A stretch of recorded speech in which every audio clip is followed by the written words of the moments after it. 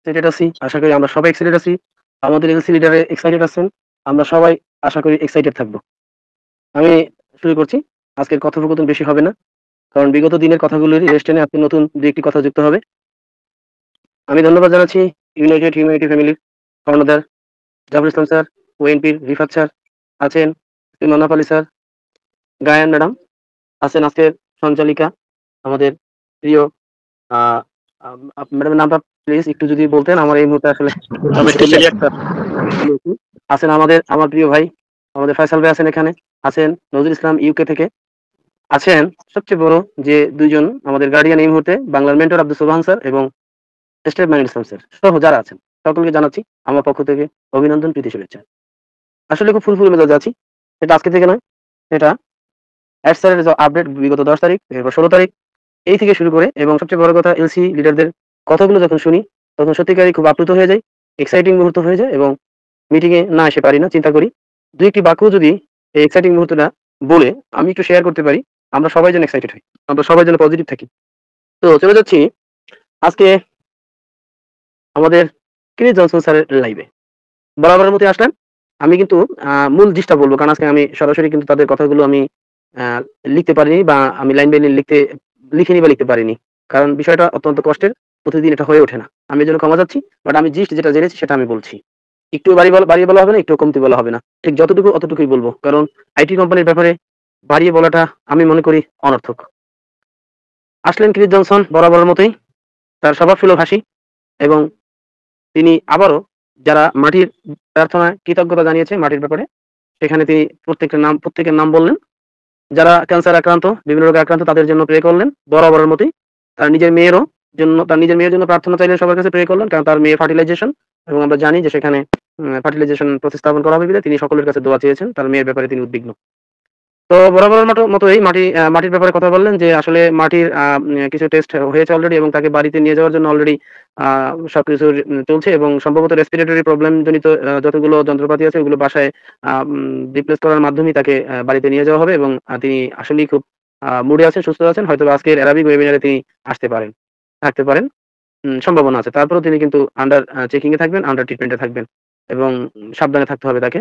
এ ব্যাপারে ক্রিস বললেন। এবং তিনি বললেন যে অ্যাশো যেমন কৃষির ব্যাপারে অ্যাশো যেমন মাটির ব্যাপারে খুব উদ্বিগ্ন, আমিও কিন্তু মাটির ব্যাপারে খুব উদ্বিগ্ন। মাটিবিহীন অ্যাশ, মাটিবিহীন কৃষ আসলেই একটু অন্যরকম অডিট। তখনই বললেন, "আমি কিন্তু এক্সাইটেড আছি।" তোমাদেরকে আগেই বলেছি, আমি খুবই এক্সাইটেড আছি কথা বলে বললেন যে, "মাটি অসুস্থ বটে। হ্যাঁ, মাটি হয়তোবা তার কার্যক্রম থেকে একটু বন্ধ আছে। কিন্তু জেনে রাখো, অ্যাশ কিন্তু কোন কার্যক্রম বন্ধ রাখেননি। হি ইজ নন স্টপেবল। তিনি এমন একটা মানুষ যিনি থামতে জানেন না। তার একটাই সংজ্ঞা ডু অর ডাই। তিনি করবেন অথবা মরবেন। তার একটাই সংজ্ঞা। তার সাথে যতক্ষণ যে কয়দিন কথা হয়েছে তিনি যা দেখিয়েছেন এবং তিনি যা বলেছেন, সেটা আবারও আজকে বলছি, গুজ বাম্প অর্থাৎ আমার গায়ের কাটা আমার গায়ের পশমগুলো কাঁটা দিয়ে উঠছে এক্সাইটিং এর জন্য। যা অ্যাশ আমাকে বলেছেন এবং যা অ্যাশ আমাকে দেখিয়েছেন। যারা নেগেটিভিটি ছড়াচ্ছ, যারা নেগেটিভ হচ্ছ তোমাদের উদ্দেশ্যে বলছি এই কাজটি করো না। এই কাজটি করো না। তোমরা জানো না পিছনে কি হচ্ছে। You don't know what is happening behind. তোমরা জানো না পিছনে কি হচ্ছে। আমি জেনেছি, আমি দেখেছি। প্লিজ নেগেটিভ হইও না।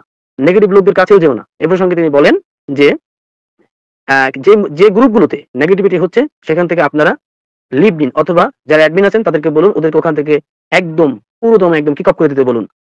অথবা যদি ইউটিউবে কোনো আপনারা ভিডিও দেখেন সাথে তিনি বললেন ওটাকে আনসাবস্ক্রাইব করে দিন এবং আমি বলতেছি এটা তিনি বলেননি, আমি বলতেছি আপনারা রিপোর্ট মেরে দেন। কারণ আজকে অলরেডি আমি কয়েকটা রিপোর্ট আমি মেরেছি।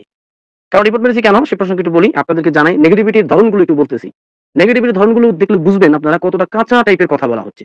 যেকোনো একটা ভিডিও আমার সামনে আসলো এবং ইন্ডিয়ান একজন অ্যাডভোকেট আছে যিনি খুব অন পেসিভের ব্যাপারে খুব পজিটিভ কথা বলেছেন। ওই ব্যক্তিকে কোয়েশ্চেন করতেছে। কোয়েশ্চেনের ধরনটা শুনুন যে আপনি অ্যাডভোকেট, আপনি আপনার অ্যাপ্রন জড়িয়ে আপনি আপনার অর্থাৎ ওকালতির পোশাকটা জড়িয়ে আপনি খুব মানুষগুলোকে খুব ইন্সপায়ার করেছেন। আপনি এক প্রকার মানে অন পেসিভের পক্ষে নেওয়ার জন্য আপনি অনেক কথা বলেছেন। এই কথাগুলো বলার কোনো যুক্তি নেই। এই কথাগুলো আমরা বলতেই পারি। এই কথাগুলো অন পেসিভের পক্ষে সবাই বলেছে। কিন্তু ওর বক্তব্যে শেষেও বলল যে এই যে আপনি একদিন আমাদের যে হায়দ্রাবাদের যে অফিস ওখানে সামনে দাঁড়িয়ে আপনি বড় কথা বলেছেন। আজকে সেই এমপ্লয়ি গুলো কোথায়? আজকে অন পেসিভ সমস্ত অফিসগুলো বন্ধ করে দিয়েছে কেন? তার মানে অন পেসিভ অলরেডি স্ক্যাম করেছে। তো আমি এখন যেহেতু এটা ভিডিও, আমি ওটাকে আনসাবস্ক্রাইব করে এবং আমি ওটা আমার অনেক আগে সাবস্ক্রাইব করা ছিল। কিন্তু দুঃখজনক যে পজিটিভ কথাগুলো বলতো এইজন্য ওকে সাবস্ক্রাইব করেছিলাম। কিন্তু আজকে ওরাই নেগেটিভ কথা বলে তাই ওরা আমার বন্ধু নয়। আমিও ক্রিস জনসনের মতো ওকে কিক করে একদম রিপোর্ট মেরে দিয়েছি। এখন বক্তব্য হলো, অ্যাশ তো বলেই দিয়েছে, আপনারা জানেন 10 তারিখের মিটিং এ যে আমি পৃথিবীর সমস্ত অফিসগুলোকে বন্ধ করে দিয়েছি। দুবাই, মিশর, ইন্ডিয়া এবং বাংলাদেশ এই অফিস তো করতেই পারল না একটা দিনের জন্য। অর্থাৎ তিনি বলছেন আমি এগুলো সমস্ত কিছু বন্ধ করে দিয়েছি এবং আপনারা জানেন এই ব্যাপারে খোলামেলা কথা বলেছেন। যতক্ষণ পর্যন্ত এগুলো এসএসসির মাধ্যমে সমাধান না হবে, তিনি বলেছেন যে এটা কতদিন লাগতে পারে, কয় ঘন্টা, কয় মাস, কয় দিন, কয় বছর লাগতে পারে, আই ডোন্ট নো। তার মানে এটাকে এখন আমরা বাদ দিয়ে দিলাম। আমরা আমাদের নতুন স্টেপে আমরা আগাবো। আমার প্রশ্ন, যারা নেগেটিভিটি ছড়াচ্ছে তারা কি 10 তারিখের এই মিটিংটা তারা কি কোনো ক্রমে শুনেনি? যদি ইংরেজি না বুঝে থাকে তাহলে যে ইন্ডিয়ায় মাতৃভাষা ইন্ডিয়ান ল্যাঙ্গুয়েজে যে ওয়েবিনার গুলো হয়, বাংলাদেশে যে ওয়েবিনার গুলো হয়, কেউ না কেউ তো এগুলোকে বাংলায় বলে দিচ্ছে এবং এসের কথাগুলো অত্যন্ত সিম্পল ইংলিশ এবং এখন গুগল ট্রান্সলেটর আছে, হয়তো 100% হবে না বটে, কিন্তু সেখান থেকে তো আমরা দৃষ্টি নিতে পারি। এই যে নেগেটিভিটিটা ছড়াচ্ছে, এখন যে লোকটা ঘুমান্ত, যে লোকটা অন পেসিফিক কিছু জানে না, সে উঠে এসে বলবে ও হ্যাঁ অফিস বন্ধ মানে সব বন্ধ মানে অন পেসিফিক কাম করেছে। আসলে কি এত সূক্ষ্মভাবে এটার বর্ণনা দিয়েছে এবং বলেছে যে এটা যখন স্টেট টু স্টেট, রাষ্ট্র টু রাষ্ট্র যখন ফয়সালা হবে, আমার কাছে লিগ্যাসি আছে, আমি এটা কিনেছি, আমার মালিকানা সত্ত্ব আছে, অতএব এগুলো আমাকে ফেরত দিতে হবে এবং এটা এসএসসি সম্পূর্ণ কিছু করে নেবে। এত কিছু বলার পরে এই ধরনের মানে কাঁচা কথা, যে কথাগুলো যুক্তি নেই, এই নেগেটিভিটির ভিতরে আমরা দয়া করে থাকবো না। এবং ক্রিশ বলেছেন যে দয়া করে এই নেগেটিভ চ্যানেল কিংবা এই গ্রুপগুলো থেকে লিভ নেন এবং এদের রিপোর্ট মেরে দেন। কারণ তিনি বলেছেন, কারণটা হলো অ্যাশ জানে, চমৎকার একটা আপডেট নিয়ে যান, কত বড় কথা বলেছে, কত বড় কথা বলেছে। আমি তার দুইটা কথা কাছকে কোট করেছি যে অ্যাড জানে হু ইউ আর লয়াল। অ্যাড জানে আপনারা কারা লয়াল। হ্যাঁ আপনারা অনেক, you are so many, you are not few, but Ash knows who are loyal এবং এই লয়ালের জন্য আপনাকে পুরস্কৃত করা অলরেডি হয়ে গেছে বা হবে।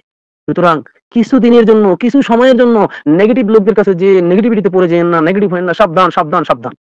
আপনারা জানেন না পিছনে কি হচ্ছে, আপনারা জানেন না আপনাদের জন্য কি আসতেছে। অতএব এই কথাটা আজকে আমি আমার শ্রদ্ধেয় দুজন এখানে আমাদের গার্ডিয়ান আছেন, আমরা সবাই ইকুয়াল, এই কথা ঠিক, কিন্তু আমাদের গার্ডিয়ান থেকে আমাদেরকে মানতে হবে। সেই গার্ডিয়ান দুজনের কাছ থেকে আমি প্রত্যাশা করবো এই লাইনটির অর্থের জন্য আজকে যারা ওয়েবিনারে আমরা আছি, আমরা তো অনেকে আলোচনা করি, কিন্তু আজকে আপনাদের দৃষ্টিকোণ থেকে এই মুহূর্তে 325 জন আছেন, আমি সহ, আমি এই লাইনটা ব্যাখ্যা করতে বলবো। কিরিশ কি করে বললেন এই কথাটা, who you are loyal Ash knows everyone. তুমি মনে করতে পারো তোমাকে অ্যাশ চিনে না, নো, স্পষ্ট বলে দিয়েছে ওয়েবিনারটাতে, আপনারা যে দেখবেন ওখানে মধ্যখানে আছে কথাটা যে অ্যাশ কে কে লয়াল, অ্যাশ সবাইকে জানেন। কি করে জানেন, এতগুলো লোককে কিভাবে জানেন? এই উত্তরটা আজকে আপনাদের কাছে বিনীতভাবে আমি আমার বক্তব্যের পরে আমি অনুরোধ করবো এটার একটু বিশ্লেষণ করে আমাদেরকে আরো মগজের ভিতরে একটু ঢুকিয়ে দিবেন কাইন্ডলি। কারণ এই অভিনয়গুলো করে কিন্তু লাভ হচ্ছে, সে লাভটা হচ্ছে কি, এটা কিন্তু কিরিশ বলেছে যে ইন্ডিয়ানরা সবচেয়ে বেশি পজিটিভ, আবার ইন্ডিয়ানরা সবচেয়ে বেশি নেগেটিভ, আজকে স্পষ্ট বলে দিয়েছে। এবং ইন্ডিয়ানরা সবচেয়ে বেশি পজিটিভ, তারাই আবার সবচেয়ে বেশি নেগেটিভ। কিন্তু বাংলাদেশের ক্ষেত্রে কথাটা বলা হয়নি। আমার মনে হয় বাংলাদেশে গুটি কয়েক বাদ দিলে আমরা সবাই সুপার পজিটিভ। এটা আপনাদের, আপনারা যারা আছেন এবং আপনাদের মিটিং এর মাধ্যমে বিভিন্ন কথা বলার মাধ্যমে এটা অর্জিত হয়েছে।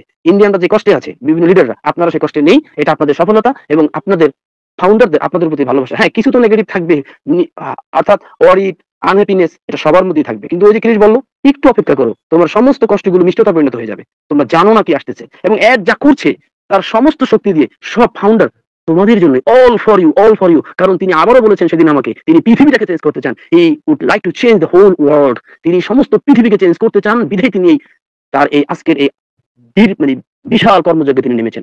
আরেকটা কথা আমার ক্রিস জনসনের ভালো লেগেছে, এই কথাটাও খুব আবেগময়ী। Please hear who you are. তোমরা জানো যে, তোমরা জানো না তোমাদের ভবিষ্যৎটা কত কত উজ্জ্বল, কত সাকসেসফুল হচ্ছে, তোমরা জানো না, অচিরেই হচ্ছে সেটা, অতি শীঘ্র হচ্ছে সেটা। কিন্তু অন পৃথিবীর এই যে দীর্ঘদিনের যে দুঃখময় ইতিহাস, এটাকে ভুলে যেও না, প্লিজ নেভার ফরগেট ইট। আমি ক্রিস কখনো ভুলতে পারবো না অন পৃথিবীর এই দীর্ঘ ক্লান্তিকর যাত্রা, যেদিন সুখের সুখের আতিসাহ্যে সুখের বিছানায় ঘুমাবে। প্লিজ অন পৃথিবীর অ্যাশের এই দুঃখময় জীবনগুলোকে তোমার ডায়েরির পাতায় লিখে রেখো। এই কথাটা আমার খুব ভালো লেগেছে। অর্থাৎ সুখময় দিন হাতছানি দিচ্ছে আমাদের অতি শীঘ্র, এই সোনালী স্বপ্নের, সেই সোনালী স্বপ্নের বিবাহ দিনগুলোতে দুঃখের কণ্টকাকীর্ণ এই পথগুলোকে ভুলে যেও না, তখন তুমি ইতিহাস চর্বণ করবে। পরিশেষে ক্রিস বললেন, বাক্স পেট্রা লাগেজ ব্যাগেজ তাড়াতাড়ি রেডি করো, তাড়াতাড়ি রেডি করো, তাড়াতাড়ি প্রস্তুতি গ্রহণ করো, কারণ অ্যাশ শীঘ্রই তোমাদের মাঝে আসছে এবং সুখবর নিয়ে আসছে। এরপরে তিনি সেই প্রসঙ্গে তিনি বললেন, বিনীত অনুরোধ জানিয়েছেন আমাদের যারা বাংলা ভাষাভাষী আছি, অর্থাৎ হিন্দি ভাষাভাষী আছি, ইংরেজি ভাষাভাষী আছি, অর্থাৎ যারা অ্যারাবিক ভাষাভাষী নই, আমরা যারা অ্যারাবিক বুঝি না, আমাদেরকে এটা থেকে আজকে একটু দূরে থাকতে বলেছে।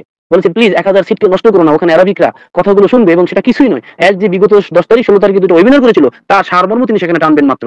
প্লিজ যে ইন্ডিয়ানদেরকে বারবার রিকোয়েস্ট করেছেন যে ইন্ডিয়ানরা প্লিজ প্লিজ তোমরা যে ওখানে না বুঝতে সিটগুলো দখল করো না, একজন অ্যারাবিককে সিটটা ছেড়ে দাও, ওটা ওদের জন্য।